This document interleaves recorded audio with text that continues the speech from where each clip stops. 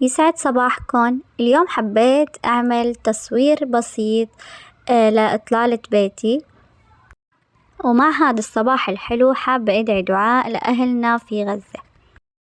اللهم ارزق أهل غزة الثبات والنصر والتمكين، وبارك في إيمانهم وصبرهم، اللهم آمين يا رب العالمين.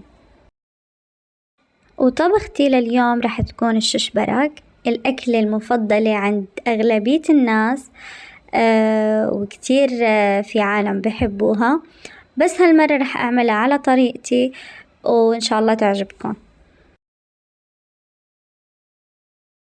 وهون رح نبلش بالعجينة. أول شي بحتاج 3 كاسات طحين مع ملعقة صغيرة من الملح، بضيف عليهم كاسة مي بالتدريج.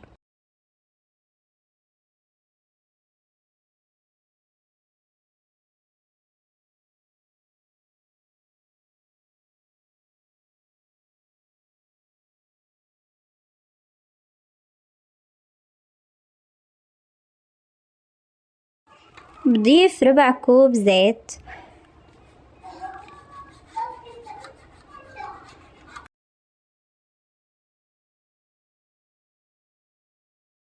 لحتى يصير معي العجين بهذا القوام. بعدين بدهن ايدي بشوية زيت، بقطعهم ل3 كرات لحتى اقدر افردهم براحتي. بترك العجينة على جنب لترتاح، وهلأ ببلش بحشوة الششبرك. لحشوة الششبرك بحتاج 3 حبات بصلة مفرومة ناعم ناعم، وأنا بحب رش عليها شوية ملح وأعصرها منيح من المي. واحتجت لنص كيلو تقريبا من اللحمة المفرومة ناعمة، بخلطهم كتير منيح مع بعض.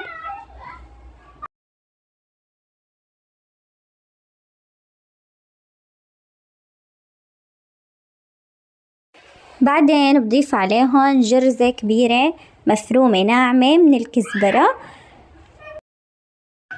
وبحركهم مع بعض كتير منيح لحتى تتوزع كل الخضرة مع اللحمة.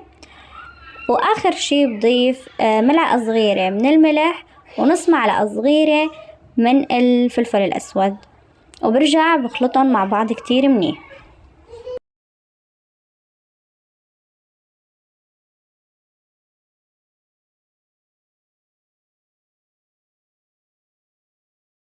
رق العجين، رقيته وقطعته بهذا الشكل، وبلشت بتحضير الششبرك. أنا بحب هذا الشكل لتحضير الششبرك، وانتو ذوقكم كيف ما بتحبوا بتعملوا.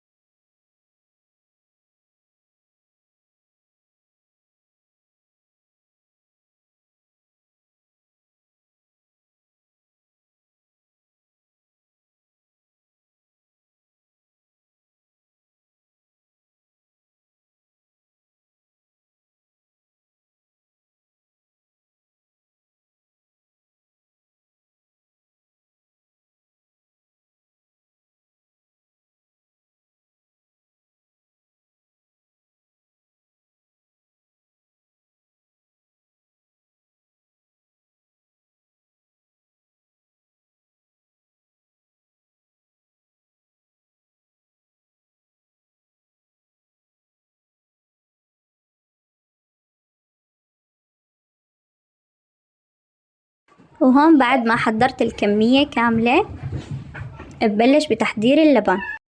احتجت لبن 2 كيلو، ضربتهم بالخلاط.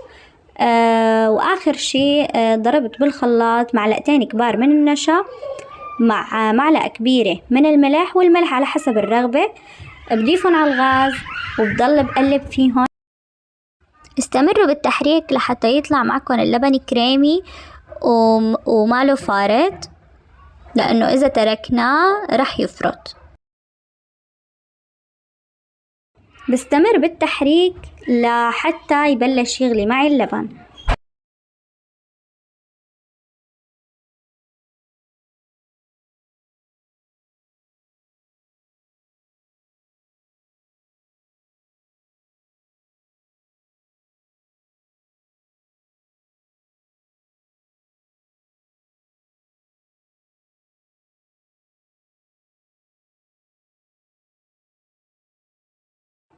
ومتى ما بلش يغلي اللبن بنزل الشش برك وبضل بقلب.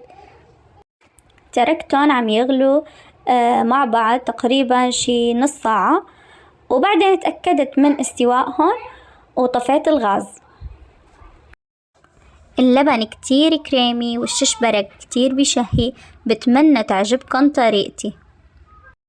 وإذا عجبكم الفيديو لا تنسوني من اللايك والاشتراك والكومنت.